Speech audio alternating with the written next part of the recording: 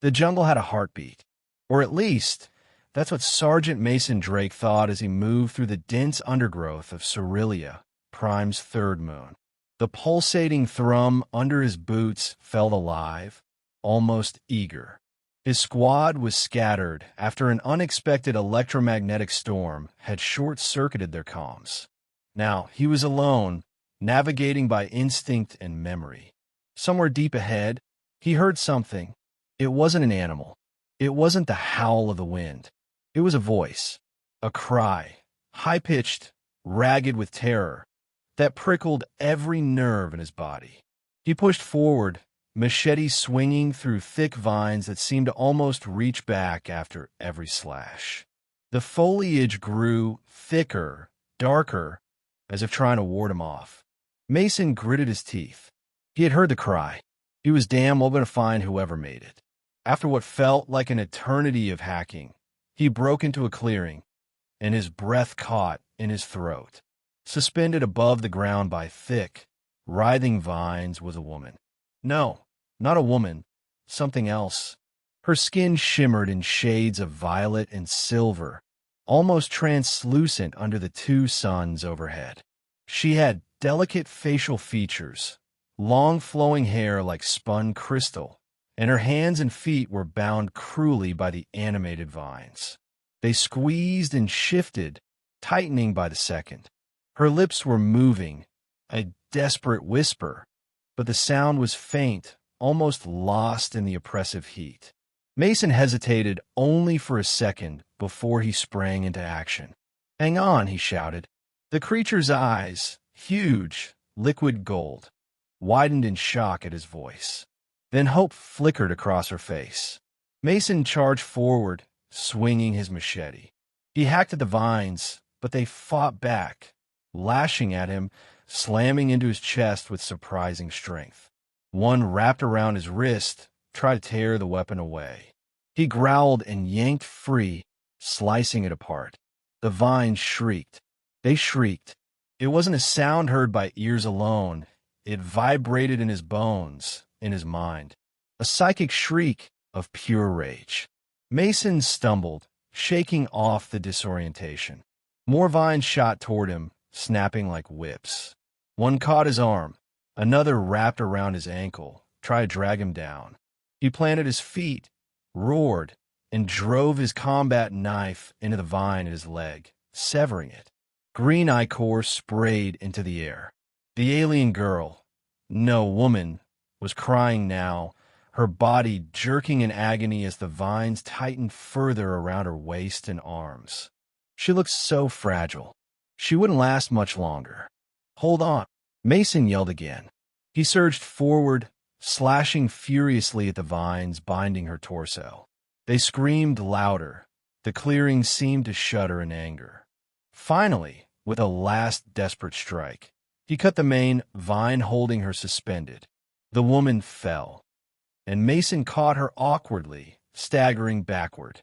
For a moment, they just stood there, breathing hard, as the jungle quivered around them. Then Mason realized the vines weren't done. The ground itself seemed to ripple, and new tendrils burst forth, aiming for them. "Time to go," Mason grunted, still cradling her light body against him. He sprinted back into the jungle, trusting his instincts to guide him. The vines chased them, hissing and thrashing, ripping apart trees in their rage. Branches clawed at his face. Thorns tore at his clothes.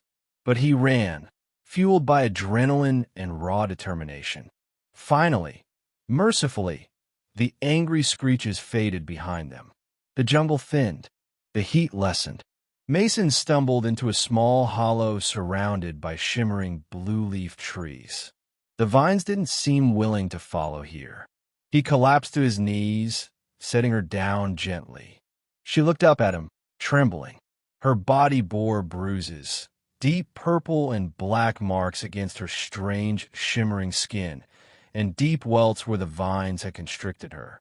Mason rummaged through his satchel for the med pack, carefully tending to her injuries with the auto sprayer.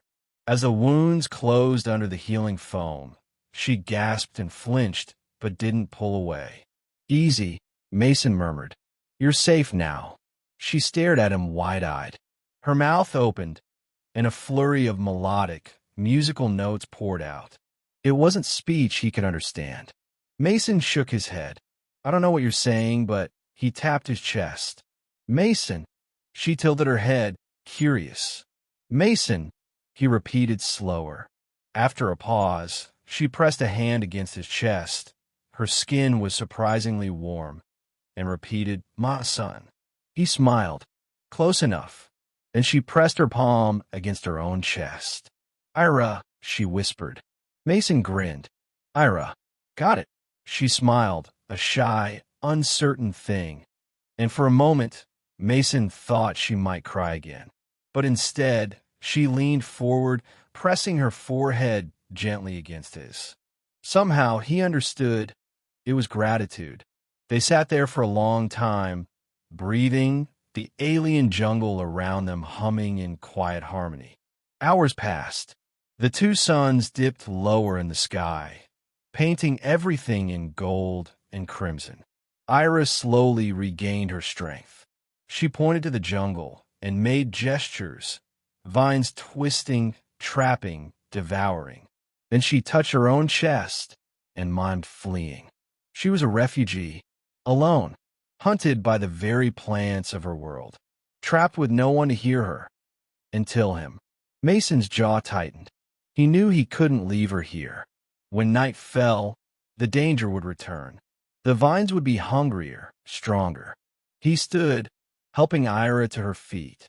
She wobbled, but managed. Come on, he said. I'll get us both out of here.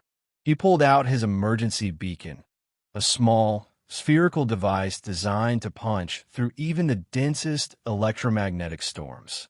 He set on the ground and activated it. A soft, pulsing light shot into the sky. Rescue would come. He hoped. Ira nestled close to him, trusting.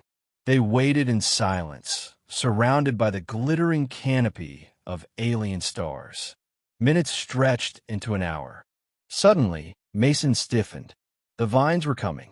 He could feel them in the ground, feel their rage like a drumbeat in his bones.